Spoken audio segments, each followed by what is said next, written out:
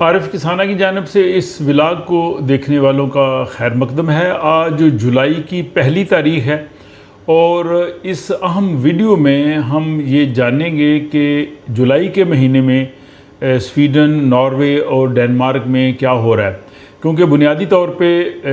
یکم جنوری یعنی جنوری کی پہلی تاریخ اور جولائی کی پہلی تاریخ کو ان تینوں ممالک میں بہت سی تبدیلیاں آتی ہیں، اور اس جولائی میں بھی جو ہے وہ اس اسکینڈینیویا کے خطے میں ان تینوں ممالک میں سویڈن، ناروے، ڈنمارک میں بہت سے نئے قانون بن رہے ہیں، بہت سی چینجز آ رہی ہیں، بڑی اہم تاریخیں ہیں۔ تو اس اہم ولاگ کو اسکینڈینیویا میں رہنے والے لوگوں کو اور وہ لوگ جو دیگر ممالک میں رہتے ہیں لیکن وہ اسکینڈینیویا کے بارے میں دلچسپی رکھتے ہیں، ان سب کے لیے جاننا جو ہے وہ بہت ہی اہم ہوگا۔ تو بلا تاخیر ہم بات کرتے ہیں۔ سب سے پہلے ہم شروع کرتے ہیں سویڈن کے بارے میں کہ سویڈن میں جو ہے وہ جولائی کی پہلی تاریخ کے بعد کون کون سے نئے قانون بن رہے ہیں۔ تو سب سے پہلی تو چیز یہ ہے کہ 1 جولائی سے سویڈن کی حکومت نے جو ہے وہ پیٹرول پہ ٹیکس کم کیا اور تقریباً 3 کرون فی لیٹر جو ہے وہ پیٹرول جو ہے وہ سستا ہو جائے گا۔ یہ فیصلہ مشرق وسطیٰ میں جو کشیدگی تھی اس میں جو کمی ہوئی ہے اور توانائی کی جو قیمتیں بڑھ رہی تھی، عوام کو ریلیف دینے کے لیے یہ فیصلہ کیا گیا ہے۔ اور یہی وجہ ہے کہ ناروے کے بہت سے لوگ جو ہے وہ سویڈن کا رخ کرتے ہیں۔ سویڈن میں چیزیں ناروے کی نسبت سستی ہیں اور یہ پرائس میں بھی فرق ہے۔ تو ناروے سے جو لوگ سویڈن میں شاپنگ کے لیے آتے ہیں وہ بھی اپنے کومنٹس یا اپنی رائے جو ہے وہ بتا سکتے ہیں کہ کیا واقعی ایسے ہے۔ دوسری جناب سویڈن میں ہم جو تبدیلی 1 جولائی سے ہے کہ پبلک ٹرانسپورٹ کی جو قیمتیں ہیں وہ کافی کم ہو رہی ہیں۔ یہ جو موجودہ حکومت ہے اس نے 6 ماہ کے لیے ملک بھر میں جو لوکل ٹرانسپورٹ جہاں جہاں بھی ہے، جیسے اسٹاک ہوم میں ہے، یوتیبوری میں، مالمون شہروں میں یا باقی علاقوں میں بھی، تو ان کے لیے جو تقریباً نصف قیمت پہ جو ہے وہ کارڈ یا جو ٹکٹس جو ہے وہ اویلیبل ہوں گی۔ تو یہاں اسٹاک ہوم میں بھی جو منتھلی کارڈ ہے وہ تقریباً آدھی قیمت کا ہو گیا۔ تو یہ بہت سے لوگ جو ہے وہ فائدہ اٹھا سکتے ہیں۔ اگر آپ نے پہلے ہی سالانہ یا 90 دن کا کارڈ خریدا ہوا ہے تو آپ جو ہے وہ قیمت واپس لے سکتے ہیں، خصوصاً جو اسٹاک ہوم لوکل ٹریفک میں یہ لوگ چلتے ہیں۔ تیسری ایک بڑی تبدیلی سویڈن میں یہ لائی گئی ہے کہ اب جو ہے وہ آپ کیش پیمنٹ بھی کر سکتے ہیں۔ سویڈن دنیا کے ان پہلے ملکوں میں تھا کہ جو ڈیجیٹل اور کارڈز کی طرف گیا اور کارڈ پیمنٹ ہوتی تھی، بہت سی دکانیں بالکل کیش نہیں لیتی تھی، لیکن اب 1 جولائی کے بعد حکومت نے جو ہے وہ یہ قانون بنایا ہے، فیسیلیٹیٹ کیا لوگوں کو کہ وہ جو نیم سرکاری سٹورز ہیں جیسے فارمیسیز وغیرہ ہے ان پہ بھی اور گروسری سٹورز بھی، وہاں پہ بھی جو ہے وہ کیش کے ذریعے جو ہے پیمنٹ کر سکتے ہیں۔ اور حکومت یہ کہہ رہی ہے کہ آپ کیش اپنے پاس رکھیں تاکہ کوئی بھی ایسے اگر سائبر اٹیک ہو جائے، بینکومات یا کارڈز نہ چلیں تو آپ وہ کر سکیں۔ دوسرا یہ بھی کیا گیا ہے کہ آن لائن جو اگر آپ خریداری کرتے ہیں تو 1000 کرون تک آف لائن بھی کر سکتے ہیں، اگر انٹرنیٹ نہ بھی چلے تب بھی کر سکتے ہیں۔ تو یہ ایک سہولت دی گئی ہے۔ اس کے بعد جناب 1 جولائی کے بعد سویڈن میں پولیس جو ہے وہ آرٹیفیشل انٹیلیجنس AI کو جو ہے وہ چہرے کی شناخت کے لیے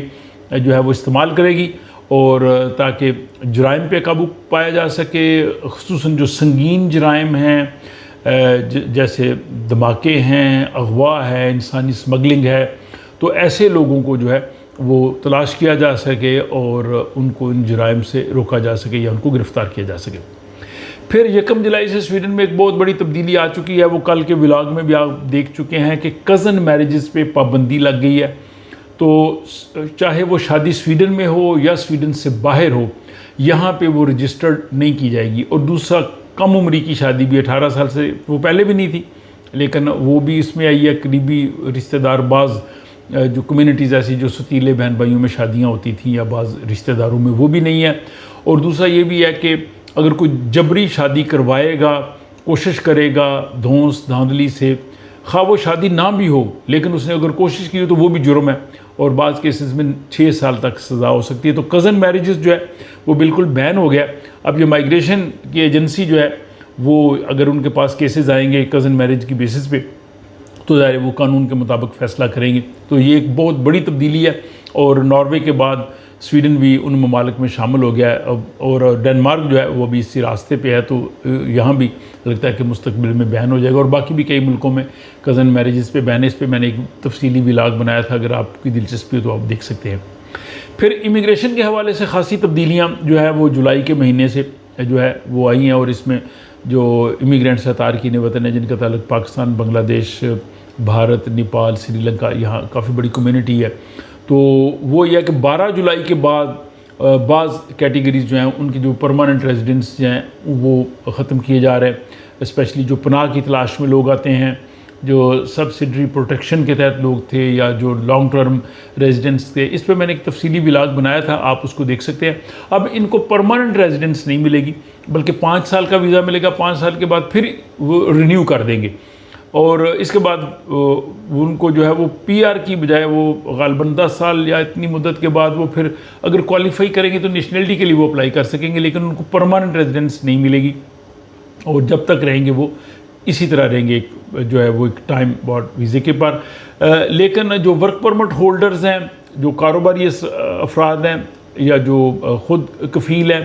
یا جو ڈاکٹرز ہیں، ریسرچرز ہیں، یا ان کیٹیگریز میں آنے والے لوگ، وہ اس میں نہیں ہیں، یا جو لوگ سویڈش سٹیزن سے شادی کر کے آ رہے ہیں وہ بھی اس میں نہیں ہیں۔ اور اس میں بھی یہ کہ بچوں کے فنگر پرنٹس لینے کی عمر جو ہے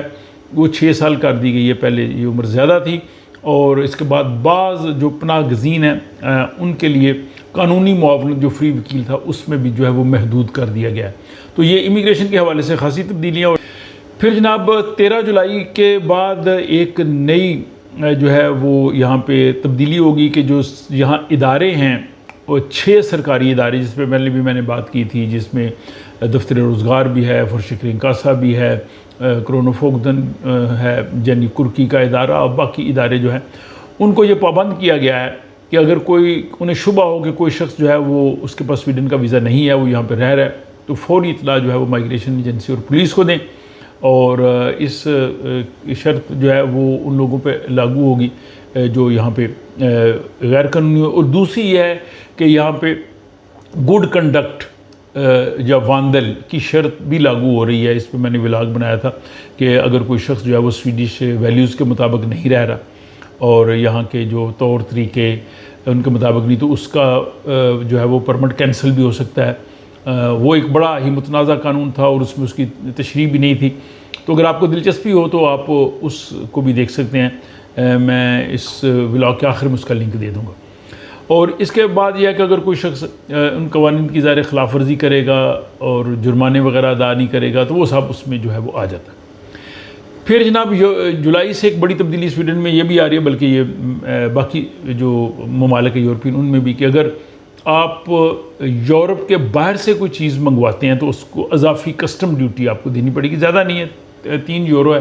لیکن بعض اوقات لوگ بہت سستی چیز منگواتے ہیں تو ان کو یہ ذہن میں رہنا چاہیے کہ اگر آپ یورپ کے باہر سے، اگر آپ ایون انڈیا، پاکستان سے یا چائنا سے، امریکہ سے منگواتے ہیں تو آپ کو اضافی کسٹم ڈیوٹی دینا پڑے گی۔ پھر جولائی کا مہینہ آپ کو پتہ ہے کہ سویڈن میں چھٹیوں کا مہینہ ہے، اور اکثر لوگ جو ہے وہ چھٹیوں میں اگر آپ سڑکوں پہ جائیں تو جناب کوئی ٹریفک نہیں ہے، بازاروں میں بھی لوگ کم ہیں، اور جو ہے بھی ہیں تو وہ جناب ریلیکس کر رہے ہیں، اور بچوں کی بھی چھٹیاں ہیں یہاں پہ۔ پھر جولائی میں ایونٹس بھی کافی ہیں، اس میں جناب جو سویڈن کا بڑا خوبصورت علاقہ ہے دالانا، وہاں پہ جو ہے ایک میوزک فیسٹیول وہ بڑا ہر سال ہوتا ہے، اس میں تقریباً 1 لاکھ افراد شریک ہوتے ہیں، وہ 12 سے 18 جولائی تک ہو رہا ہے۔ پھر جناب اسی ایریے میں ریتویک جو دالانا کا علاقہ ہے وہ 24 سے 30 جولائی تک کلاسک کار ویک جو ہے وہ ہو رہا ہے۔ ہم بھی کوشش کریں گے کہ اگر ان میں سے کسی میں جا سکے دیکھیں، خصوصاً یہ جو کلاسک کار ویک ہے، بڑی بڑی جو ہے وہ ایسی نایاب کاریں آپ کو دیکھنے کو ملتی ہیں۔ اور پھر جناب 29 جولائی سے 2 اگست تک جو ہے وہ ایک جاز فیسٹیول بھی ہے۔ تو جناب جو جنوبی شہر ایستاد میں ہو رہا ہے، اور باقی بھی مختلف شہروں میں مختلف قسم کی جو ہے وہ تقریبات ہو رہی ہیں، میلے بھی ہو رہے ہیں، اور باقی جو ہے وہ ایکٹیویٹیز آپ لوگ دیکھ ہی رہے ہیں۔ اب جناب سویڈن سے رخ کرتے ہیں ڈنمارک کا، تو ڈنمارک بھی جو ہے وہ اس میں بھی جولائی جو ہے وہ چھٹیوں کا مہینہ ہے، اور بہت سے کمپنیاں جو ہیں ان میں تقریباً 6 سے 24 جولائی تک جو ہے وہ چھٹیاں ہیں، صنعتی تعطیلات ہیں، جو روایت ہے وہاں کی۔ اور وہاں بھی جو ہے وہ سفر کرنے والوں کے لیے اچھی خبر ہے کہ حکومت نے جو ایندھن میں جیسے سویڈن میں انہوں نے کمی کی ہے، تو وہاں پہ بھی جو ہے وہ کمیوٹر ٹیکس ڈیڈکشن کا فیصلہ دیا تاکہ کچھ لوگوں کو مالی ریلیف مل سکے۔ پھر وہاں پہ جناب سٹارٹ اپ ملازمین کے لیے ایک نیا قانون ہے، 1 جولائی سے نئی ٹیکس پالیسی کے تحت جو سٹارٹ اپ کمپنیوں کے ملازمین کو شیئرز یا سٹاک آپشن دینے کا جو ہے وہ آسانی ہوگی۔ اب انہیں ہر سال جو ہے وہ ٹیکس نہیں دینا ہوگا، بلکہ شیئر فروخت کرتے وقت جو ہے وہ ٹیکس ادا کر سکتے ہیں۔ آن لائن خریداری پر جو ہے وہ جیسے پہلے میں نے سویڈن کا بتایا کہ یورپ کے باہر سے اگر آپ خریداری کرتے ہیں تو آپ کو 3 یورو اضافی کسٹم ڈیوٹی دینا پڑے گی، وہ سویڈن کی طرح ڈنمارک میں بھی ہے۔ اور ورک پرمٹ والوں کے لیے جو ہے وہ اچھی خبر یہ ہے کہ یہ لسٹ جو ہے وہ 1 جولائی کو اپڈیٹ ہو رہی ہے۔ میں کوشش کروں گا کہ اس پہ الگ ولاگ آپ کی خدمت میں پیش کروں۔ تو اگر آپ ڈنمارک آنے کا ارادہ رکھتے ہیں تو اس فہرست کو دیکھیے گا، اس میں وہ پیشے درکار ہو سکتے ہیں جن کی ڈنمارک کو ضرورت ہے، اور وہاں پہ ورک پرمٹ نسبتاً آسانی سے مل سکے گا۔ اور پھر جناب جرمنی کے ساتھ جو ڈنمارک کا بارڈر ہے اس پہ کنٹرول جو ہے وہ جاری رہے گا، اور یہ جناب مزید اس کو 4 ماہ کے لیے بڑھا دیا گیا ہے۔ تو یہ جو لوگ وہاں سے ٹریول کرتے ہیں وہ اس چیز کو جناب ذہن میں رکھیں۔ اور پھر جناب کوپن ہیگن میں بھی جاز فیسٹیول ہو رہا ہے 3 سے 12 جولائی تک، اور اس کے علاوہ شہر کے مختلف علاقوں میں 120 کنسرٹ ہو رہے ہیں۔ تو ڈنمارک سے اب آپ کو لے کے چلتے ہیں خوبصورت ملک ناروے میں، اور ناروے میں بھی جولائی سے بہت سی تبدیلیاں آ رہی ہیں۔ ایک تو یہ ہے کہ جناب غیر ملکی جو اسٹوڈنٹس ہیں ان کے لیے اچھی خبر یہ ہے کہ غیر یورپی اسٹوڈنٹس کے لیے یونیورسٹی کو اختیار دیا گیا ہے کہ وہ ٹیوشن فیس کم کر سکتی ہیں۔ اس کی وجہ یہ ہے کہ 2023 میں فیس بڑھنے کی وجہ سے انٹرنیشنل اسٹوڈنٹس کی کمی ہوئی تھی، تو اب انہیں کہا جا رہا ہے کہ یونیورسٹیز اپنے طور پہ ایڈجسٹمنٹ کر سکتی ہیں۔ تو یہ انٹرنیشنل اسٹوڈنٹس کے لیے ایک اچھی خبر ہے۔ لیکن امیگریشن جو ہے وہ ناروے میں مزید سخت قانون بن رہے ہیں۔ اب بعض کیسز میں جہاں درخواست ریجیکٹ ہونے کا امکان زیادہ ہو، امیگریشن ادارہ جو ہے وہ انٹرویو کے بغیر بھی فیصلہ کر سکے گا، وہاں کا جو UDI امیگریشن کا ڈپارٹمنٹ ہے۔ اور اجتماعی تحفظ حاصل کرنے والوں کے بعض افراد کے اپیل کے حقوق بھی محدود کیے گئے ہیں۔ تو یہ پوری دنیا میں امیگریشن کے قوانین کو سخت کرنے کی مہم جاری ہے۔ پہلے ڈنمارک سے شروع ہوئی، پھر سویڈن اور ناروے یہ بھی اسی ڈگر پہ چل رہے ہیں۔ اور پھر جناب نوجوانوں کے لیے مفت علاج کی ناروے میں یہ ہے کہ اب 18 سال تک کے نوجوان جو ہیں وہ ڈاکٹرز، نفسیاتی علاج اور طبی خدمات مفت حاصل کر سکیں گے۔ پہلے یہ 16 سال تک تھا، اب اس کو 18 کر دیا گیا ہے۔ سویڈن میں آلریڈی یہ 18 ہے۔ اور جناب ناروے بڑا خوبصورت ہے، ہم لوگ بھی اکثر جاتے ہیں، لیکن ناروے نے ایک نیا قانون منظور کیا ہے جس کے تحت جو سیاحتی علاقے ہیں، وزٹرز جہاں جاتے ہیں، وہاں کی جو میونسپلٹیز ہیں وہ آئندہ سال سے ٹورسٹ ٹیکس